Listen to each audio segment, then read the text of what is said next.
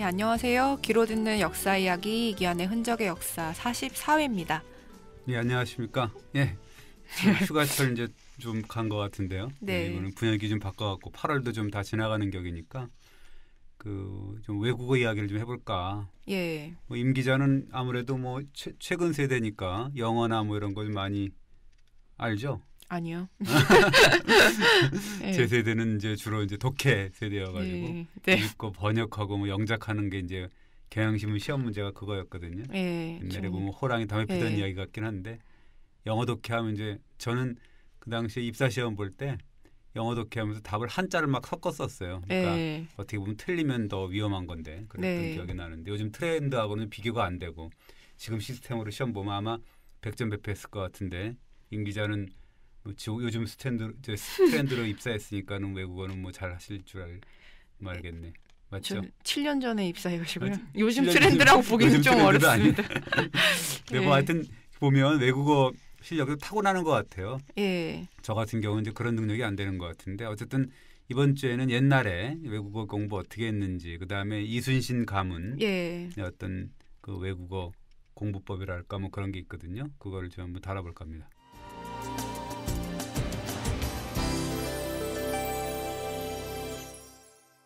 고려 말의 대유학자 목은 이색이 외국어 때문에 망신을 당했어요. 예, 뭐 그때가 언제냐면은 명나라가 막 개국했을 때인데 명나라가 1366년에 그 주원장이라는 사람이 개국을 했잖아요. 그 사람이 명태조라고 하는데요. 예. 그로부터 한 22년이 지난 이제 1388년에 그때가 이제 고려 창왕 1년 때였습니다. 그래서 목은 이색이 명나라 사신으로 떠나면서 그러니까 그 명나라 그때 원나라 뒤를 이어 이제 뭐 나라를 세운 거잖아요. 그래서 명나라 국교를 수립을 하고 이제 사대하겠다. 그래서 이제 창왕이 직접 명나라 주종에 가서 입주하겠다. 뭐 이런 뜻을 전달하는 사절단의 일원으로 이제 이끌고 갔습니다. 근데 이색이 명나라 태조를 아련하는 자리에서 그러면 사고를 벌인 건가요? 예, 그렇습니다. 명나라 태조 주원장 이색한테 이렇게 말했다 그럽니다. 그대는 뭐 원나라에서 한림원 학사까지 뭐 벼슬을 지냈다지 그러면 당연히 중국어를 알겠구만 하고 이제 그렇게 얘기를 했다 그러죠. 그 말이 무슨 뜻이에요? 이색이 원나라에서 벼슬을 했다고요? 네, 그렇습니다. 그 이색 같은 경우는 원나라 조기 유학파 우리가 이제 흔히 볼 수가 있는데요. 그 아버지가 이제 이곡이라는 분이에요. 그 아버지가 원나라 과거에서 급제를 했거든요. 그래서 이제 그 아들인 이색도 10살 때부터 중국어 교육을 받았고 한마디로 얘기하면 이제 중국 원어민 강사가 이색의 교육을 이제 맡았다는 거죠. 그러면 요즘으로 치면 조기 영어 교육 뭐 이런 건가요? 네, 그렇습니다. 뭐 아버지 이곡이 이제 그런 신조를 갖고 있었대요. 사나이는 모름지기 황제의 도읍에서 벼슬을 해야 된다 뭐 이런 뜻을 갖고 있었다 그러는 거죠. 지금으로 따지면 이제 미국 유학의 신봉자랄까 뭐 그런 거죠. 그래서 그 이색이 20살 때 북경 유학을 떠나가지고 거기서 이제 국자감 생원에 입학을 했다 그럽니다. 그럼 조기 영어 교육도 중국 유학까지 이렇게? 그렇습니다. 그 원나라 한림원이 이제 뭐 하는 데냐면 황제 조칙이나 외교 문서, 역사 편찬 뭐 이런 것들을 맡았던 기관인데요. 거기서 일했다 그럽니다. 아버지가 이제 굉장히 열성을 폈잖아요. 조기 처음부터. 그래서 중국어 조기 교육을 했고 또 4년 동안이나 이제 중국 본토에서 생활했던 것이죠. 그러면 중국어의 끝판왕 뭐 이렇게 할 수 있겠네요. 최소한 고려에서는. 네, 그렇습니다. 그 당시에 뭐 고려에서는 가장 중국어에 뭐 능통했다라고 이제 봐야 되는 거죠.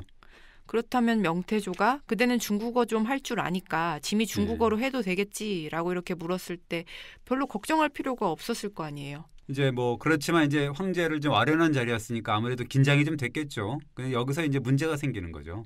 어떤 문제요? 명태조가 아까 얘기도 질문을 하니까 이 순간 이색의 얼굴이 당황하는 빛이 역력했다 그럽니다. 그래서 중국어로 대답한다는 말이 우리 임금 창왕이 친히 입조하려 합니다라고 대답을 했대요. 이게 혹시 동문서답인가요? 그렇습니다. 완전히 동문서답이죠. 중국어로 대화해도 되겠지라고 이제 황제가 물었는데 뜬금없이 이제 대답은 이색이 창왕이 입조하겠습니다라고 했으니까 이거 완전 뜬금포라고 볼 수가 있는 거죠. 그러니까 황제가 대체 무슨 말을 하는 거야? 고개를 갸웃거렸다 그럽니다. 그럼 이색은 완전 멘붕이었겠네요. 완전 그랬다. 어쩔 줄 몰라 했다는데요. 그러자 이제 명나라 예부가 나섰다 그러는데 예부라는 게 이제 외교 문서라든가 외교를 관장했던 뭐 그런 부서거든요. 그래서 이제 황제한테 양해를 구했다 그래요. 이 폐하 이색이 오랫동안 입조를 하지 않아서 중국말을 알아듣기 힘들었을 것입니다라고 이제 제가 말을 했다 그러죠.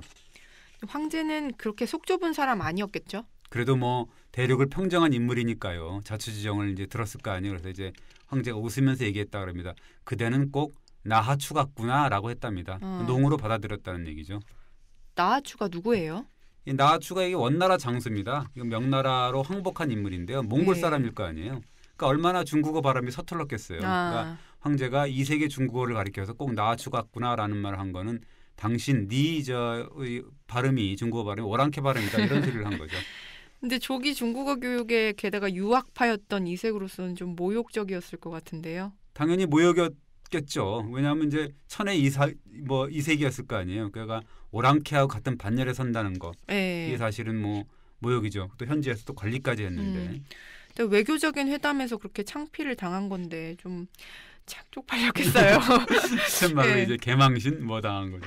문제는 귀국한 다음에도 계속 이제 그거 가지고 구설수에 올랐다 그래요. 그걸 이제 우리가 뭐 참새들의 입방앗거리 이렇게 얘기를 하는 거죠. 그러니까 그 본토에서 우리나라에서 고려 조정에서나 아니면 그 사대부 집안에서도 그게 화제가 돼갖고 그러니까 이제 이색이 공연히 황제 핑계를 댔다 그럽니다.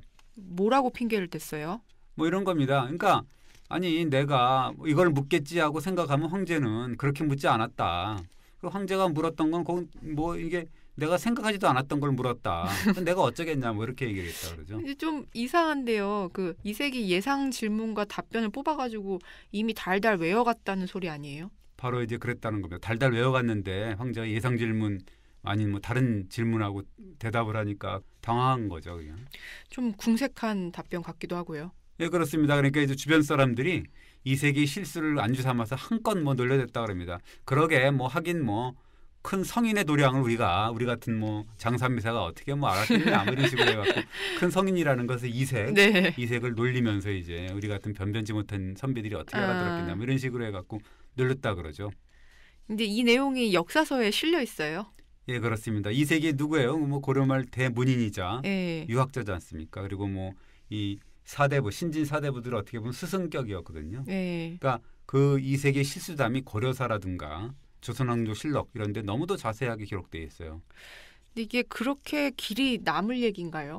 그렇죠. 뭐 좀 안타까운 얘기죠. 중국말 좀 뭐 서툴러서 일어나는 해프닝인데 뭐 나 같은 사람 뭐 똑같은 건데 대가가 좀 너무 혹독하지 않았나 이런 생각이 드는데 생각해보면 사실 이색도 할 말이 있어요. 왜냐하면 중국 땅덩어리가 굉장히 넓잖아요. 그러니까 이색은 또 북경에서 중국어를 배웠지 않습니까? 그런데 주원장은 사실 중국 중부 지역인데 안휘성 출신이거든요. 그러니까 서로 뭐 이 말을 사투리를 알아듣지 못한 것은 당연한 거 아니에요? 생각해보니까 그러네요. 이색이 좀 억울할 것 같은데 근데 그나저나 외교 무대에서 통역을 잘못해서 곤란해진 경우가 또 있을 것 같은데요. 예, 그렇습니다. 조선시대에 보면 중종실록에 이런 말이 나와요. 지난번에 중국 사신이 왔을 때 이 덕음이 밝다라는 말을 통역이 잘못 전해갖고 굉장히 공경에 빠졌다 뭐 이런 얘기죠. 사신 접견 때도 뭐 통역이 말을 제대로 전달하지 못해갖고 중국 사신들의 기색이 매우 불쾌했다 이런 말이 또 경종실록에 나와 있습니다. 임진왜란 정유재란 때도 통역 때문에 곤란했다면서요. 예, 그랬다 그러죠. 국난을 당했는데 제대로 된 통역이 없어갖고 굉장히 어려웠다 이렇게 얘기가 나오는데요. 1597년이니까 이제 정유재란 때 같은데 그 선조임금이 도원수 권율 장군을 맞아서 이제 적의 형사를 뭐 보고서 이제 논의를 하는데 땅이 꺼져라 한탄했다 그럽니다. 정탐의 중요성이 굉장히 큰데 심지어 중국 장수를 접견할 때 통역도 제대로 못한다. 그러니까 언제나 뭐 혼선이 일어나고 뭐 이게 도대체 말을 제대로 알아듣지 못하니까 이게 도대체 어떤 일이냐 부끄러워서 견딜 수가 없다 이렇게 얘기를 합니다. 그러고 보면 예나 지금이나 외국어가 중요하긴 해요. 그렇죠. 말이 뭐예요. 그러니까 중요하겠죠. 특히 이제 조선회 같은 경우는 이 중국어 교육 거기에 심혈을 기울였을 거 아니에요. 그러니까 어차피 4대 외교했으니까 통번역만큼 중요한 것은 없다. 이런 것이 이제 조정의 판단이었다 그럽니다. 4대 외교 그러면 중국을 섬기기 위한 외교 때문이라는 거예요? 예, 그렇습니다. 세종실록에 이렇게 나와 있어요. 4대를 하는 데 있어서 역학, 그걸 통번역이라고 우리가 얘기를 하는데요. 그보다 더 중요한 것은 없습니다. 중국 사신을 접대할 때나 우리 사신이 명나라에 갔을 때 통역이 잘못돼서 조롱과 비웃음을 받게 됩니다라는 기록이 있어요. 하긴 요즘에도 미국 일변도의 외교니 뭐 4대주의 외교니 하고 논란이 있잖아요. 예, 그렇습니다. 특히 이제 조선 같은 경우는 역성이명으로 새 왕조를 열었으니까 마침 이제 또 그때 대국으로 이제 명나라가 등장을 했으니까요. 예. 그러니까 동아시아 국제 질서가 이제 막 재편되고 있는 상황이니까 그걸 이제 수용해야 될 필요가 있었던 거죠. 조선시대 외국어 교육은 근데 대단했다면서요? 예, 그렇습니다. 그 초기 임금들 외국어를 굉장히 강조를 했어요. 지금으로 따지면 강남 아줌마들 아주 뺨칠 정도라 그러는데 예. 일단은 뭐 외국어 교수들을 외국인 교수들인데요. 그 대거 영입을 했습니다. 예컨대 그 위구르 출신의 귀화인인데 설장수라는 아주 유명한 분이 계세요. 예. 그분이 이제 그 사역원인데 지금으로 따지면 통번역했던 그 외국어 교육기관인데 예. 거기 원장으로 임명을 하는데요. 이 설장수라는 분은 중국어, 몽골어, 조선어 이런 뭐 3개국어에 능통한 사람이라 그래요. 근데 외국인을 귀화시켜서 원어민 교수로 썼다는 거예요? 그렇죠. 이제 그 이 임금이 설장수 성을 내려주면서 경주 설시의 실질적인 어떤 시조 이렇게 만들어주는 거죠.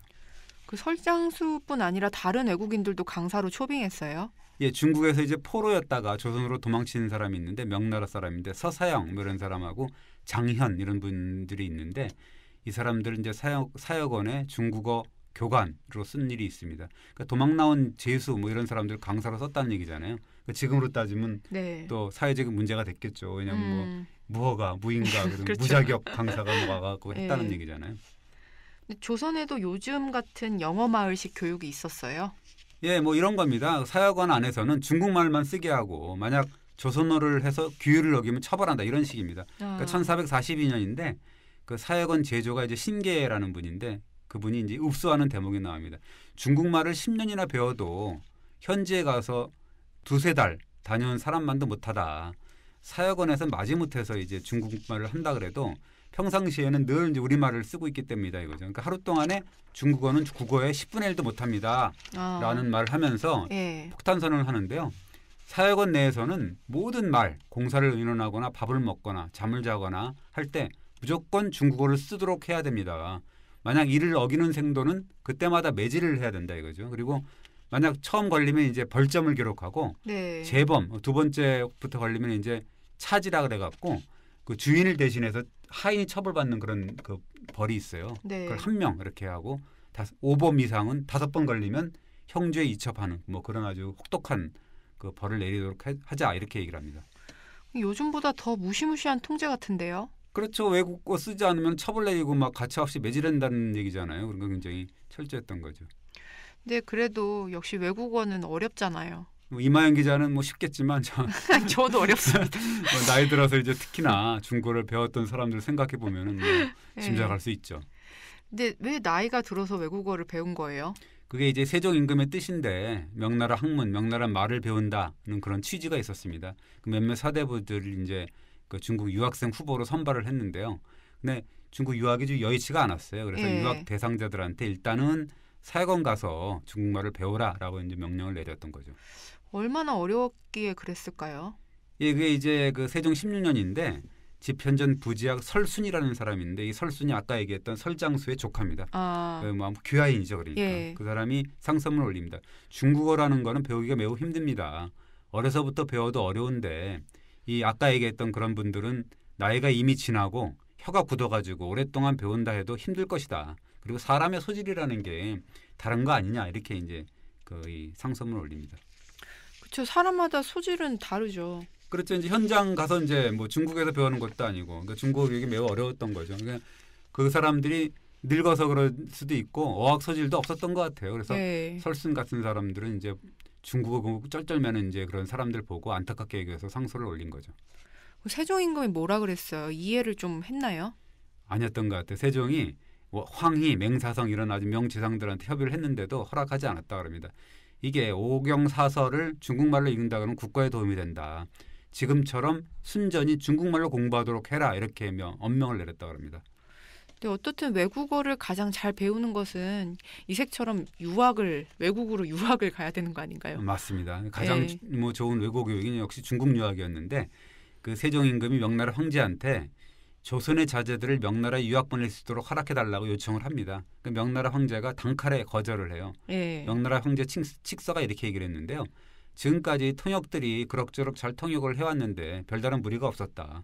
뭐 꼭 굳이 중국어로 유학해야 될 이유가 있냐 이렇게 얘기를 했다 그러죠. 중국 황제가 왜 그런 거예요? 아마도 그 명나라가 우려했던 거는 이제 조선 유학생들 뭐 통해 가지고 국가 기밀이 유출되지 않을까 뭐 이런 뭐 걱정을 했던 것 같습니다. 좀 아쉬워했겠네요. 예, 그러니까 이제 아까처럼 사역원에 머물면서 중국어로만 이제 대화하는 그런 어떤 뭐 좀 대타 뭐 네. 대신 뭐 이렇게 그렇게 했던 거죠. 명나라한테는 거절당했는데 어쨌든 중국 본토에서 교육을 해야 된다는 필요성 이런 건 꾸준히 제기가 됐어요. 네. 그래서 이 중무중실록을 보면 이런 말이 나옵니다. 중국에 자주 보내서 중국인과 만나야 말을 익히는데 보탬이 된다. 그 젊은 문신들을 뽑아서 북경은 아니더라도 요동 가까운 요동이라도 보내서 중국말을 배워야 된다. 이렇게 얘기를 합니다.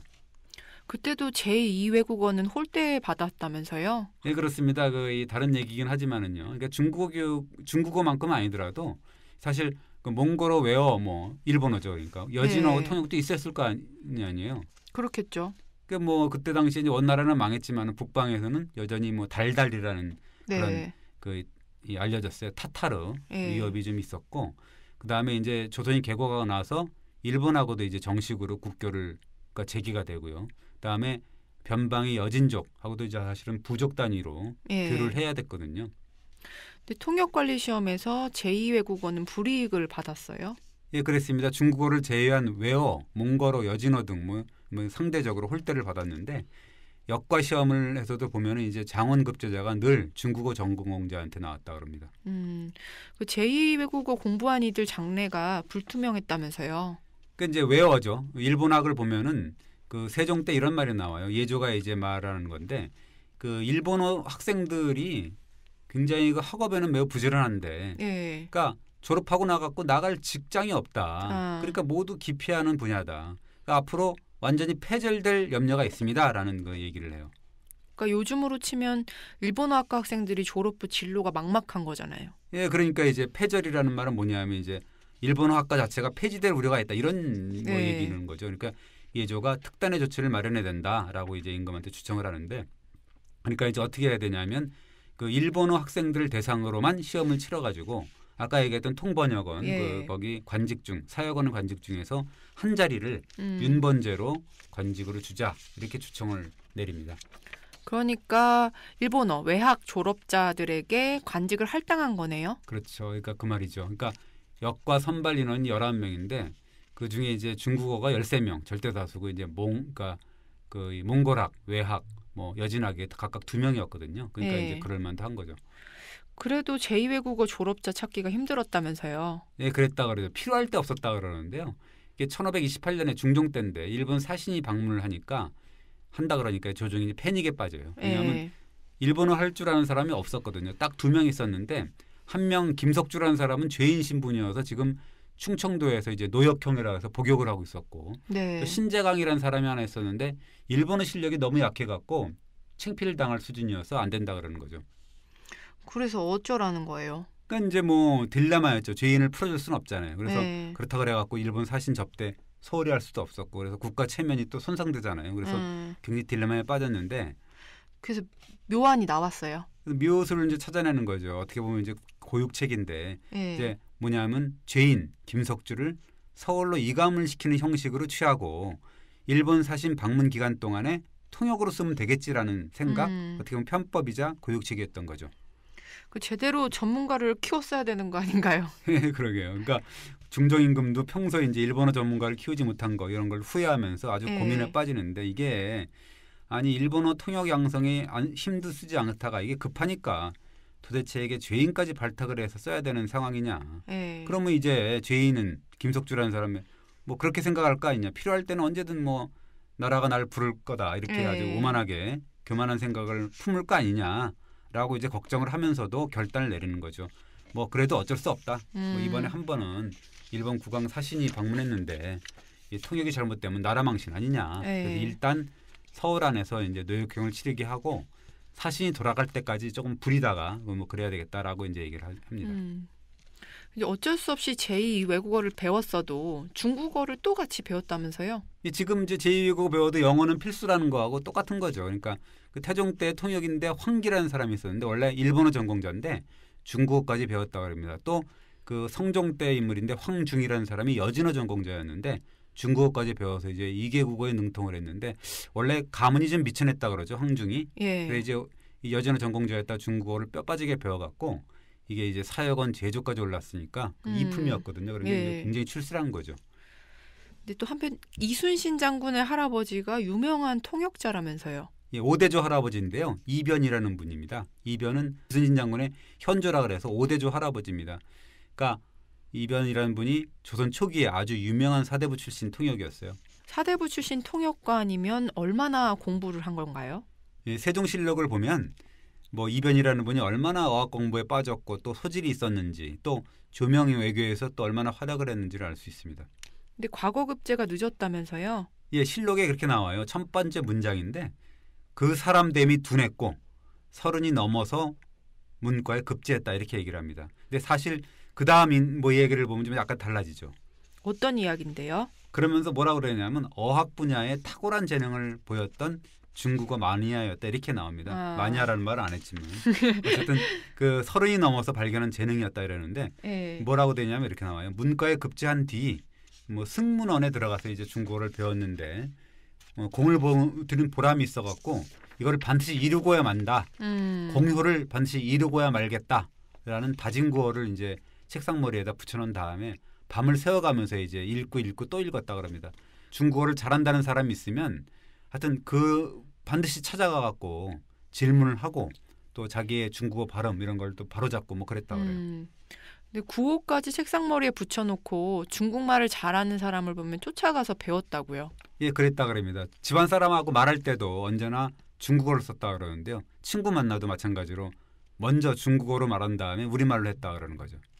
대단한 분인데요. 노력이 보통이 아니었네요.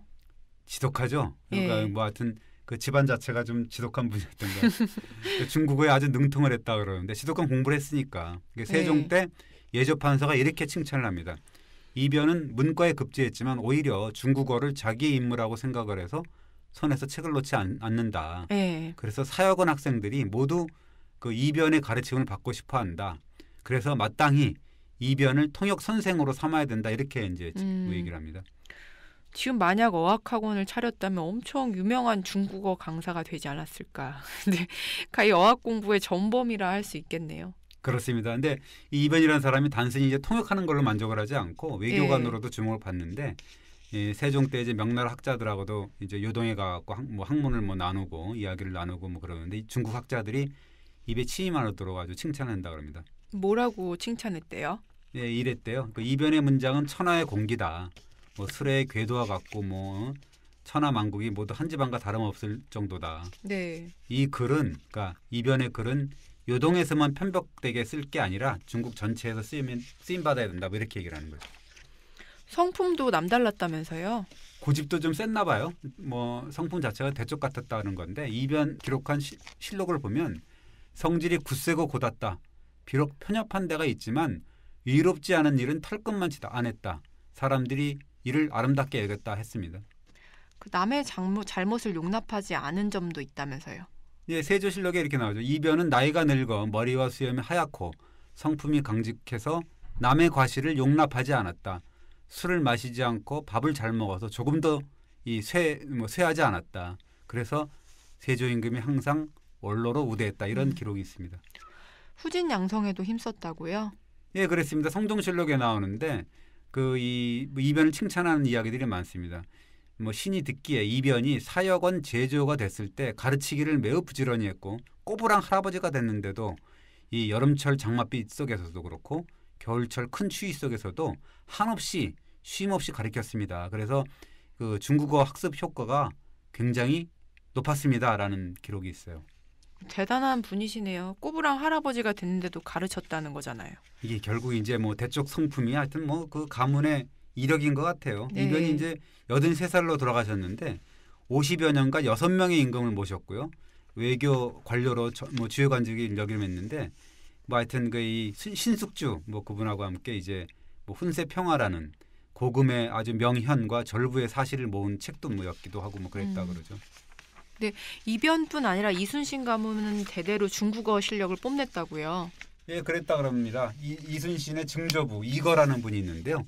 성종 임금이 이제 이거한테 그 중국에서 온 외교 문서를 번역하게 하는 그런 지시를 내리는데요. 사실 이 외교 문서는 굉장히 어려운 말이거든요. 예. 그래서 이문이라 그러는데 굉장히 독특한 한문체로 돼 갖고 아주 공식적이고 의례적인 한문이어갖고 굉장히 그 해석하기 어려웠다 그럽니다. 그래서 중국하고 이게 공식적으로 주고받는 외교 문서에서만 나오는 말인데 이거를 이제 이거라는 분이 잘 알고 있다. 그래서 오늘 이거가 출근하니까 그로 하여금 번역하도록 하라라는 그 임금의 명이 있습니다. 이순신 장군이 만약 중국어를 배웠으면 어떻게 됐을까요? 뭐 아까 얘기했지만 이제 임진왜란 정유재한테도 보면 제대로 된 통역관이 없다고 그랬잖아요. 그 고생을 했다 그러는데 만약에 이순신 장군이 중국어까지 배웠다 그러면 아마도 혁혁한 외교 성과를 올렸지 않았을까 이런 생각이 듭니다. 가문 대대로 하여튼 외국어에 관한 뭐 탁월한 능력을 발휘했으니까는요. 외적들이 아마 오금이 좀 저렸을 것 같아요. 그러니까 아마도 뭐 예상할 수 있는 거는 우리가 이제 강동 6주를 이제 고려시대 때 서희 장군이 얻었지 않습니까? 그래서 서희 장군보다 더 나았을까, 뭐 비슷했을까, 뭐 그렇게 생각할 수 있는 거죠. 하지만 뭐 아무리 생각해봐도 이순신 장군이 무장이 된 게 우리 민족을 위해서 잘 된 일이죠. 물론 뭐 그렇겠죠. 뭐 어쨌든 간에 그 외교 무대에서 공을 물론 세웠겠지만 직접 해군을 지휘해가지고 또 외적을 무찔렀잖아요. 구했으니까. 뭐 누가 압니까? 외교가 아니었다 하면 또 싸우지 않고도 이기는 방법을 또 하지 않았을까? 뭐 그런 생각도 들고 역사란 가정은 없으니까는요. 아무튼 외국어 공부도 그렇고 또 모든 공부가 하나도 허투루 할 일은 아닌 것 같아요. 생각해보면 그런 것 같습니다. 뭔가 이 사회에 뭐 어떤 그 쓰임받는 공부가 되어야 되지 않을까. 그래서 혼자만의 출세 뭐 이런 것만 생각해서 하는 공부라 그러면 모든 게 이제 공허해질 수가 있잖아요. 그러니까 어떻게 보면 이제 그 역사적으로나 지금이나 이렇게 보면 뭔가 더불어 살아가는 그 도움되는 공부를 해야 되지 않나 뭐 이런 생각이 듭니다. 이 외국 공부도 마찬가지고 모든 공부가 마찬가지인 것 같습니다. 네, 맞습니다. 예, 오늘은 여기까지 하겠습니다. 감사드립니다. 네, 감사합니다. 네, 고맙습니다.